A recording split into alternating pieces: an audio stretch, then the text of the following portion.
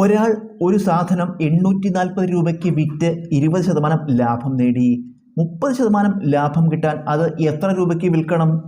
നമുക്കിവിടെ വാങ്ങിയ വില എന്നും ലാഭശതമാനം എന്നും വിറ്റ വില എന്നും എഴുതാം. Cost price, profit percentage, selling price. Cost price, profit percentage, selling price. നമുക്ക് ആദ്യം ഒരാൾ ഒരു സാധനം 840 രൂപയ്ക്ക് വിറ്റ് 840 രൂപയ്ക്ക് വിറ്റ്, അപ്പോൾ വിറ്റ വില 840, 20% ലാഭം കിട്ടി, 20% ലാഭം കിട്ടി. 30% ലാഭം കിട്ടാൻ, അടുത്ത വരിയിൽ 30% ലാഭം കിട്ടാൻ എത്ര രൂപയ്ക്ക് വിൽക്കണം? വിറ്റ വില കാണണം. അപ്പോൾ ഇവിടെ വാങ്ങിയ വിലയ്ക്ക് മാറ്റമില്ല, കാരണം ഒരു സാധനം വാങ്ങിച്ച് വെച്ചിരിക്കുകയാണ്. ആ സാധനം 840 റുപ്യയ്ക്ക് വിറ്റപ്പോൾ 20% ലാഭം കിട്ടി. എത്ര റുപ്യയ്ക്ക് വിറ്റാലാണ് 30% ലാഭം കിട്ടുക? അപ്പോൾ വിൽക്കുന്ന പരിപാടിയാണ് നമ്മൾ ചെയ്തുകൊണ്ടിരിക്കുന്നത്. വാങ്ങി അവിടെ വെച്ചു, അപ്പോൾ വാങ്ങിയ വില സ്ഥിരമാണ്. നമുക്ക് സൂത്രവാക്യം എഴുതാം. എന്താണ്? വിറ്റ വില സമം വാങ്ങിയ വില ഇൻറ്റു 100 പ്ലസ് ലാഭശതമാനം ബൈ 100. വിറ്റ വില എത്ര? 840 സമം വാങ്ങിയ വില അറിയില്ല അല്ലേ? വാങ്ങിയ വില അറിയില്ല ഇൻറ്റു 100 പ്ലസ് ലാഭം എത്ര വരും? 120 ബൈ 100.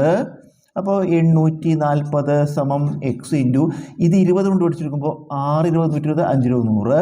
ഇതിന്ന് എങ്ങനെ എക്സ് കാണുക? എക്സ് കാണാൻ ഇൻറ്റു 6/5 ഇങ്ങോട്ട് എടുക്കുക, ഇൻറ്റു 6/5 ഇങ്ങോട്ട്. ഇവിടെ എന്തുണ്ട്?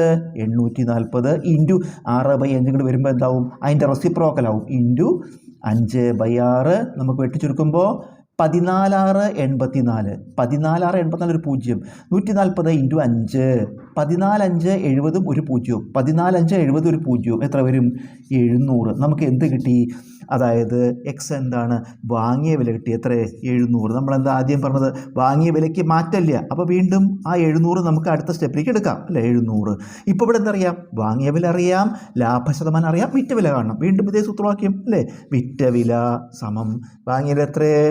700 ഇൻറ്റു 700 ഇൻറ്റു 100 പ്ലസ് ലാഭശതമാനം എത്ര? 100 30 കൂട്ടിയ 130 ബൈ 100. നമുക്ക് ഈ 100ഉം 2 0 പോയി 7 130. 7 13 91. 7 ഇൻറ്റു 13 91 ഒരു 0. ഉത്തരം 910 രൂപയ്ക്ക് വിറ്റാലാണ് അയാൾക്ക് 30% ലാഭം കിട്ടുള്ളൂ.